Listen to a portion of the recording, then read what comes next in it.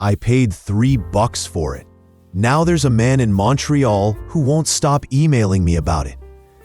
It wasn't a day he expected to remember.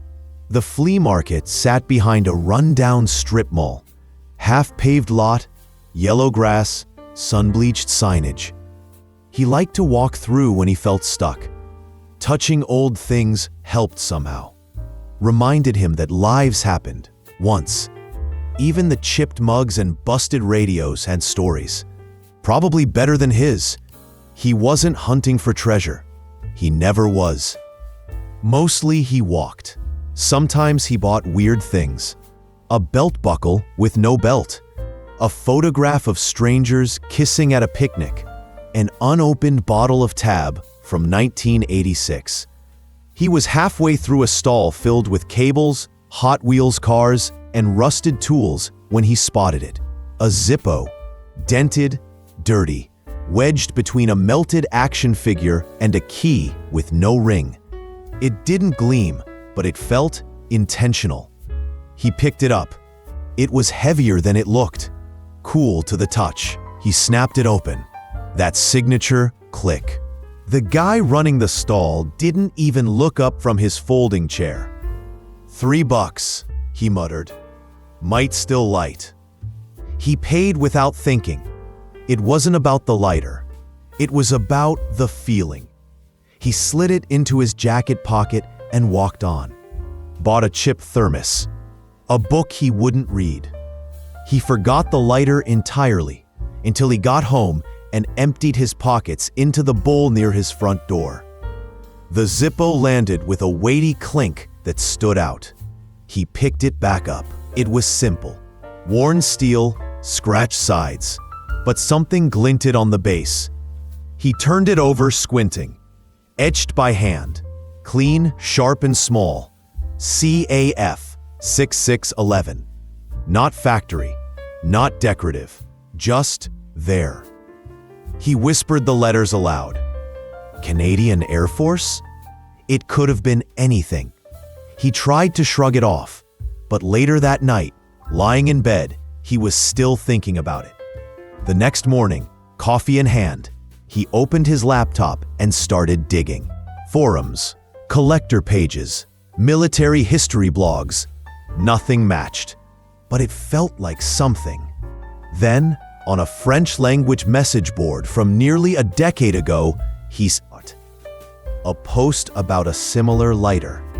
No photo, just words. And a reply. Si c'est bien celle-là, parlez à Demers, Montréal. Demers.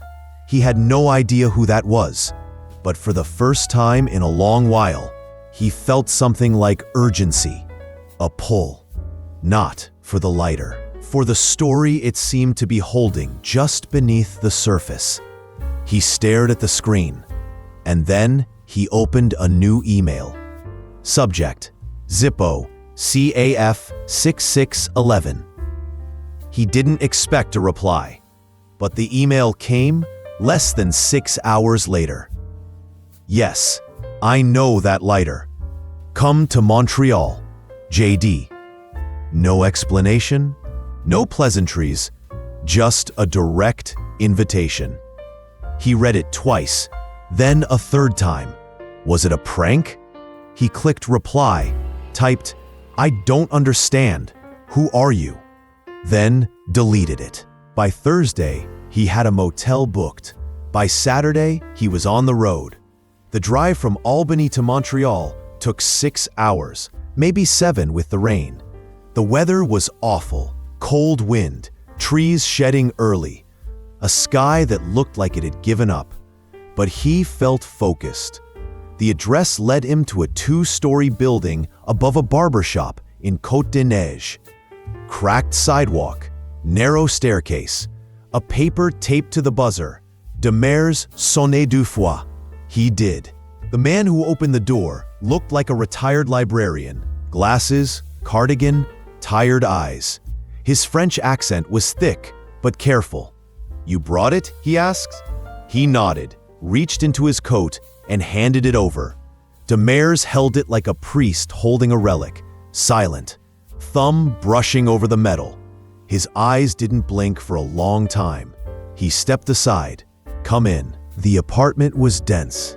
Not dirty, just full. Shelves of books, old maps, framed photos, a Canadian flag from another century, military patches in plastic sleeves, a folded flight suit on the back of a chair. Demirs didn't sit. He walked to a work table beneath a reading lamp and took out a jeweler's loupe. He examined the base plate in silence for nearly a full minute.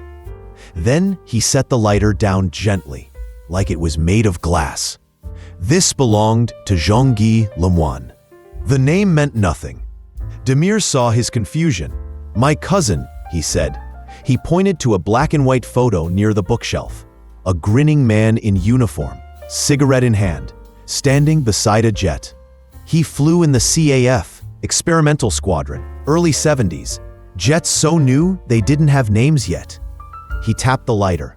Each pilot had one made, customized, not official issue. He took a breath. His voice changed. Jean-Guy's plane disappeared.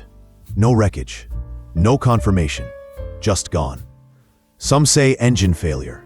Others, he shrugged. Nobody really knows. Demirs looked at him. Really looked now. "I thought this went down with him." Silence. Not heavy, just sincere. He didn't know what to say. "I found it at a flea market," he offered, finally. $3. Demirs chuckled. $3. Then he walked to a drawer and pulled out a folder. Inside were photos, old documents, a Zippo catalog from the 60s, and one item, a handwritten list of cereals. Lighters, it seemed, with notes. Demirs pointed. 6611, Lemoyne's. "I've been trying to trace these for years," he said. "Some are in museums. Some were destroyed." He looked back down at the lighter. "You found this, and now you're part of it." The words landed harder than expected. He nodded slowly, then asked the thing he'd been circling since he left Albany. "What's it worth?" Demirs tilted his head. "To collectors? A few thousand. To the right historian? More. But this isn't about price." He handed it back. "This one's about story." He kept the lighter in a drawer for a few days after Montreal. Not hidden, not forgotten, just parked. Something about Demers had made it feel sacred, or maybe haunted, like he'd been given a candle that had already burned through someone else's life. Every time he walked by the hall table, he could feel it, a quiet weight behind wood. He'd glance at the drawer and think, "It's just a Zippo." Then, something would whisper back, "Not anymore." On the fourth night, he took it out, sat at the kitchen table with the lights low, just him and the steel rectangle in the hush of midnight. He turned it over slowly, eyes scanning every surface. The scratches weren't random. The patina was specific. It looked like it had seen sand, like it had been dropped on concrete, like it had been passed hand to hand for decades. He tried lighting it. It caught on the second flick. The flame flared fast and clean, like it wanted to prove something. The next morning, he uploaded a photo, just one, just to a small forum. No caption, just "picked this up last weekend." Anyone recognize the markings? He didn't expect much. By lunch, he'd had 5 replies. By dinner, 10. 2 days later, someone from Belgium messaged privately, said he'd seen something like it once, years ago. Asked if it had pit marks near the hinge. "Check the inner lid," he wrote. "There may be a stamp." There was. He hadn't noticed it before. L56 Squad D. That was when things started to snowball. A man from Colorado reached out. He ran a local aviation museum. Friendly, curious, asked politely if they could feature it, even temporarily, as part of an exhibit on Cold War flyboys. "I can't pay," he wrote, "but we'll display it with respect, in context." He didn't say yes, but he didn't say no. The next night, A number he didn't recognize called him at 9:47 p.m. It was someone named Alvarez. He spoke quickly, like he was used to talking over other people. Said he specialized in field artifacts, that he helped redistribute value for niche clients. "What's your floor?" he asked. "My what?" "Your floor. What's the lowest you'd walk away with?" He didn't answer. "You'd be shocked how hot this is getting," Alvarez added. Words out. He hung up feeling strange. He hadn't posted it for sale, hadn't mentioned a price, but the calls were coming anyway. Instagram, LinkedIn, even an old Gmail he barely checked, someone claiming to be with a documentary crew in Berlin. They said the Zippo might belong to a small set of NATO-involved experimental gear, all of it undocumented but very much real.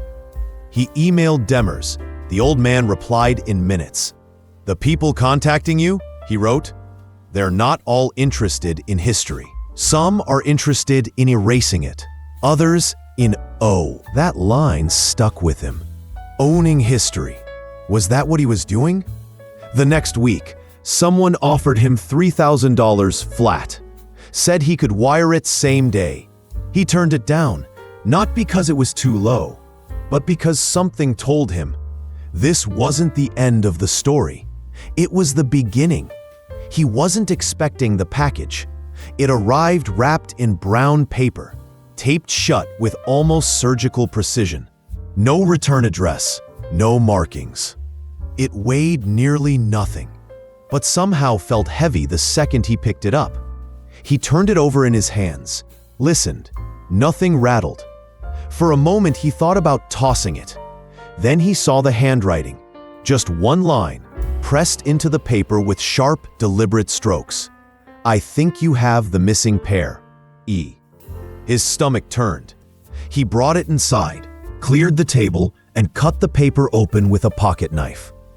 Inside was a small padded box, a folded sheet of lined notebook paper, and something wrapped in waxed cloth. The letter was brief, barely a paragraph, typed. "These are not collectibles. These are keys. Keep them together. Use caution. Burn this after reading." He didn't burn it. He set it aside and reached for the cloth. Unwrapping it felt like unwalking something.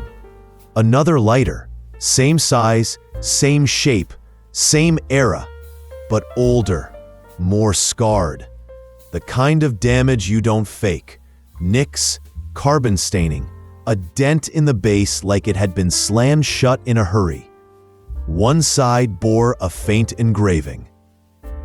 Coordinates. He checked them. Western Laos. The other side held an insignia, barely visible.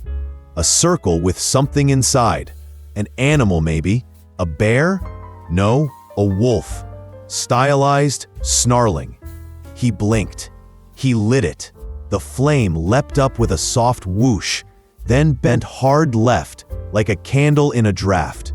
He placed it down, then opened his drawer and brought out the first lighter. Put them side by side.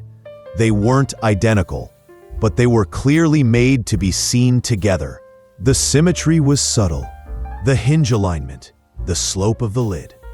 One had its wick slightly recessed, the other extended, like male and female ends of a socket, or, as the note suggested, keys. He stared for what felt like an hour. His phone buzzed. He ignored it. He posted a single photo to an old forum, just the two lighters on a towel. No caption, no story. By morning, there were 93 comments. People weren't just curious, they were invested. Someone posted schematics. Someone else found a 1964 photo of a reconnaissance pilot holding what looked like the same shape in his hand. A man from Israel DM'd him, offered to fly in, said he had declassified files from Operation Waterglass, a mission long buried under layers of Cold War noise. A woman from Sweden said her father once saw a pair of Zippos pulled from an auction in Berlin, surrounded by men who weren't bidders. And then, Montreal again. Demer's voice was clipped, urgent. "Blank, you didn't tell me you had the pair." "I didn't know I did," he said. "It just came in the mail." Demers exhaled, slow and hard. "There's a reason they were separated," he said, "and a reason they've stayed that way." "What do you mean?" "These lighters, they're not just mementos. They're identifiers." "Identifiers of what?" "Of people," Demers said. "Units, missions that never made paper. If you hold both, someone may come looking." He was quiet. Then, "And not all of them will be collectors." He hung up. The silence afterward was loud. He stood there for minutes, maybe longer, not moving, not blinking. Then his phone rang again. Different number, different country code. He didn't answer, didn't even breathe. He looked at the table, 2 Zippos now, side by side, one burning quietly, the other cold. And finally, he let the thought surface fully. This wasn't about memorabilia anymore. Subscribe. You'll want to know what happened next. He didn't sleep that night. The lighters sat in the kitchen like quiet animals, waiting. He kept the drawer open, the light on. Every hour or so, he'd walk past just to see if they were still there. Still inert. Still just objects. By morning, he'd decided something. If he was going to hold history, he was going to understand it. He didn't go to work, didn't call. He got in his car and drove west, 3.5 hours, to a man he'd only met once, years ago at a flea market. A private collector with a memory like a steel trap and a handshake that felt like you owed him something. The man's name was Vernon. He lived alone in a converted barn. Top floor, antiques and weapons behind glass. Bottom floor, workshop, typewriters, a full leather-bound encyclopedia of military insignia, and, behind a chain-link gate bolted with a padlock, a climate-controlled vault. He showed Vernon the lighters. The man didn't touch them at first, just looked, leaned in close, sniffed the steel, held up a jeweler's loupe, and peered through it in silence for several minutes. Finally, he straightened up. "You want the truth?" he asked. "I want both," he replied. "The truth and the sellable version." Vernon gave a small, sharp laugh. "All right then," he said, and he began. "There were rumors," he explained, "about NATO-issued gear that was never officially logged. Not prototypes, those you could trace. No, this was deeper. Field issues done off-record, issued to special teams on special assignments in theaters that didn't officially exist. In particular, there was a whispered theory, never confirmed, always denied, about something called Project Switchback. Not an operation, a contingency. 2-man relay teams embedded in Southeast Asia in the early 1960s, each carrying a signal kit that allowed for one-way communication without electronic transmission. No radios, no antennas, just heat, fire. The lighters, Vernon said, gesturing gently, weren't for cigarettes. He explained the concept, a signal embedded in flame modulation, only visible under certain optics. One lighter activated a trigger, the other confirmed receipt. In theory, together they could be used to open or authorize something. A drop point, a cache, maybe even a standing order that had never been canceled. But if you have both, Vernon said, lowering his voice, you're not just a collector, you're a link in the chain. He asked the question carefully. Chain to what? Vernon paused. Then, that depends who's still alive. Uncredit. He left the barn with his head spinning. The road home felt different. Trees were too quiet. Mailboxes looked like they were watching. He pulled over twice just to let other cars pass, unsure if they were following him or not. When he got back, there was a small envelope at his door. Different handwriting. Inside, a postcard. No message, just a photo. It was him, taken from behind. That morning, in Vernon's driveway, holding the lighters. He stood there in the doorway for a long time, then went inside, locked the door, turned off all the lights except the kitchen, sat down at the table, the lighters in front of him, the postcard beside them. He stared, tried to make sense of it, and for the first time in days, he whispered out loud, "What do I do now?"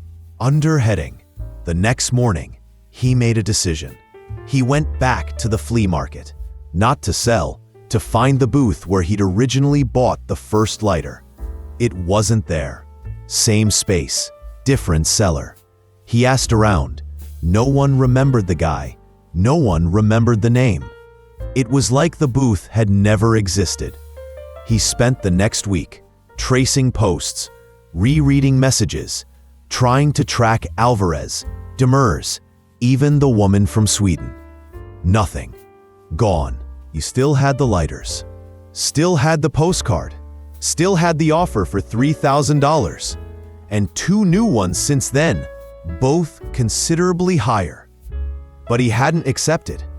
Something told him this wasn't about money. It wasn't even about history.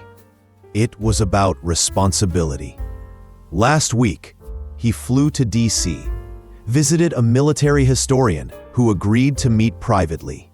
She examined the lighters, didn't say much, but when he got up to leave, she looked him in the eye and said, "Whatever you do, don't throw them away. Don't hide them. Don't sell them." "What should I do?" She shrugged. "You already are," she said. "You're remembering." He flew back the same day. The lighters now sit in a custom case on his shelf, sealed, protected, unlit. He doesn't post about them anymore. He doesn't talk about them. But every once in a while, a letter shows up. No return address, just coordinates. And every once in a while he goes, just to look, just to see. Most of the time, there's nothing there. But one time, just once, there was a rock painted red. Under it, a small envelope. Inside, a photo. 2 men in uniform, 1960s. One of them was holding a lighter. The other one was smiling. And on the back, scribbled in faded pencil, were 4 words. "Still waiting on you."